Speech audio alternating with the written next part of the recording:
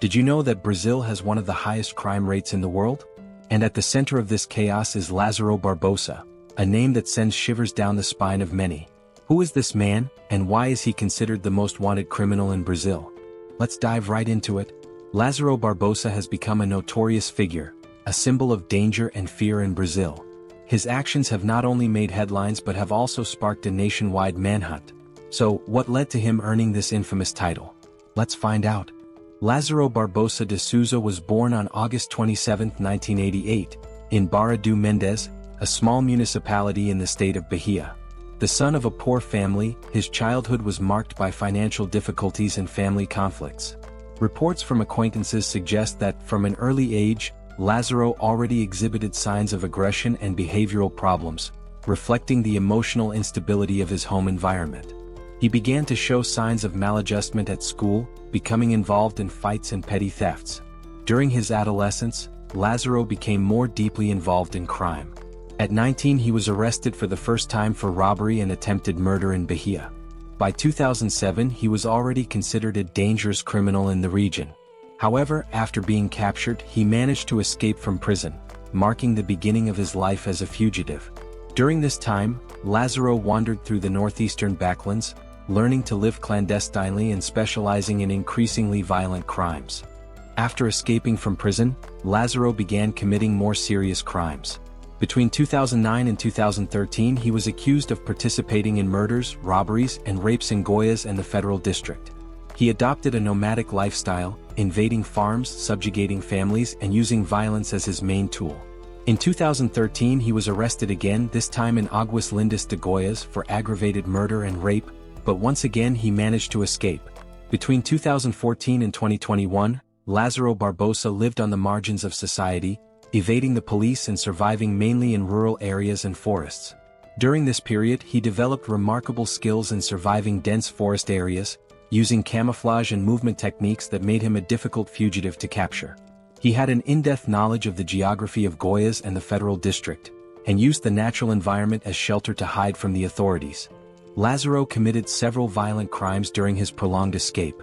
Among these crimes were invasions of rural properties, where he would take families hostage, steal money, food, and vehicles. He also took advantage of the victims' vulnerability, threatening and torturing farm residents.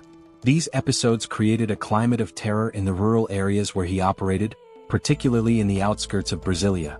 In June 2021, Lázaro committed the crime that led to the most highly publicized police manhunt. On June 9, he invaded a rural property in Ceilândia, in the Federal District, where the Vidal family lived. Lázaro executed Claudio Vidal, 48, and his two sons, Gustavo, 21, and Carlos Eduardo, 15. His wife, Cleonice Marques, 43, was kidnapped and later murdered. Her body was found days later in a forested area. With the crime against the Vidal family, the police forces of Goiás and the Federal District launched a massive manhunt to capture Lázaro. Starting on June 9, 2021, more than 200 security force agents, including the military police, civil police, BOP, Special Operations Battalion, and the Federal Highway Police, were mobilized for the search. Helicopters, drones, and sniffer dogs were used to track the fugitive. Lázaro demonstrated an impressive ability to evade the authorities, using the dense vegetation of Goiás' rural areas and his deep knowledge of the terrain. He moved primarily at night and hid in caves, rivers, or holes during the day. Additionally, he managed to feed himself by invading properties to steal food, and sometimes threatened families he encountered to obtain supplies. While on the run, Lázaro continued to terrorize the population. He invaded houses and farms, took hostages and tortured his victims, creating an atmosphere of fear in the region. In one of the most violent incidents during his escape, he invaded a rural property in Cocalzinho de Goiás and seriously wounded a caretaker by shooting him. Lázaro frequently used hostages as human shields to avoid confrontations with the police. In addition to his survival skills in the wilderness, reports emerged that Lázaro was receiving help from third parties during his escape, which allowed him to prolong his survival. Information indicated that he might have been supported by farmers or local residents who provided him with shelter and food. Another important aspect of his personality was his connection to mystical rituals.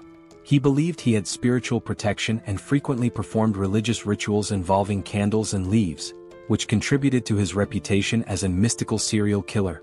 The police set up a large perimeter in specific regions of Goiás, such as Cocalzinho and Aguas Lindas. Helicopters patrolled the area from above, and ground teams scoured the forest. However, Lázaro repeatedly managed to escape the police's perimeters, leading to frustration among security forces and criticism of how the operation was being handled. The complexity of the terrain and the fugitive's intelligence made his capture a daily challenge. The media began to intensely cover the manhunt for Lázaro, which generated a wave of fear among the local population. Residents of the affected area started sleeping armed and reinforcing the security of their homes, fearing new invasions. Additionally, rumors and false reports of alleged sightings of Lázaro emerged, further complicating the police operation. During the manhunt, Lázaro was spotted several times by residents and the police, but he always managed to escape. There were moments of direct confrontations, and Lázaro exchanged gunfire with the police, yet he consistently evaded capture after these encounters. In one of these shootouts, he wounded a police officer and a farmer, but once again managed to disappear into the forest. In the final days of the manhunt, the police further intensified their search.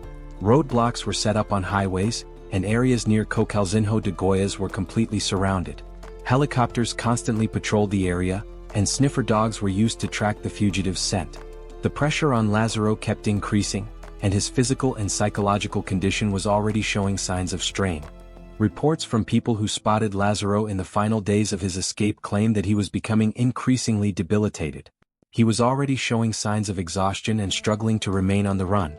Without resources and with the police closing in on him, Lázaro found himself in an increasingly desperate situation. On June 28, 2021, the police finally managed to locate Lázaro in a rural area near Aguas Lindas de Goiás. He had been spotted by residents, and the police quickly surrounded the area. Lázaro tried to flee once again, but he was exhausted and out of options.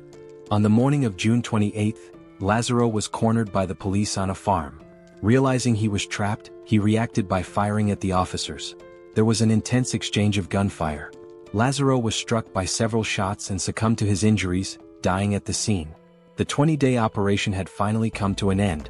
Lázaro Barbosa's death was widely reported and brought relief to much of the population, who had been terrified by his presence.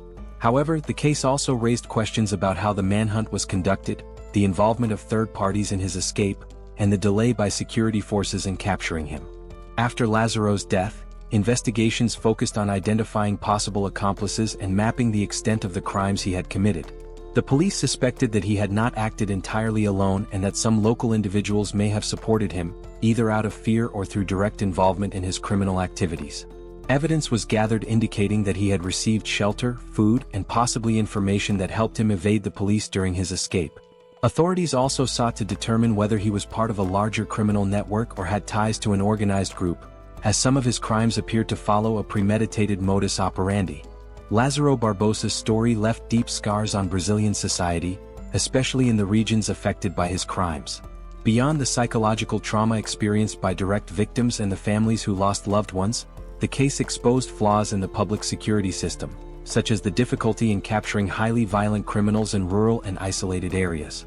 It brought to light discussions about the vulnerability of regions far from major urban centers and the inefficiency of authorities in quickly responding to crisis situations.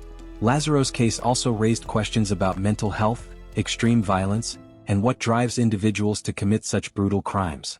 Lázaro Barbosa de Souza was a criminal who terrorized Brazil for more than a decade, with a trajectory of crimes that culminated in a brutal murder and a 20-day manhunt. His ability to hide in the wilderness, his extreme violence, and his mystical beliefs turned him into a sort of sinister myth for some, but primarily into a symbol of fear and insecurity. The impact of his actions and the operation that led to his death continue to resonate in the country's collective memory, serving as a stark reminder of the need for improvements in public security and the fight against violent crime, especially in rural and hard-to-reach areas. Now it's your turn. What do you think about Lázaro Barbosa and the crime situation in Brazil? Share your thoughts in the comments below. And if you have any other crime stories that you'd like us to cover in future videos, let us know. Don't forget to like and subscribe for more intriguing content. Thanks for watching.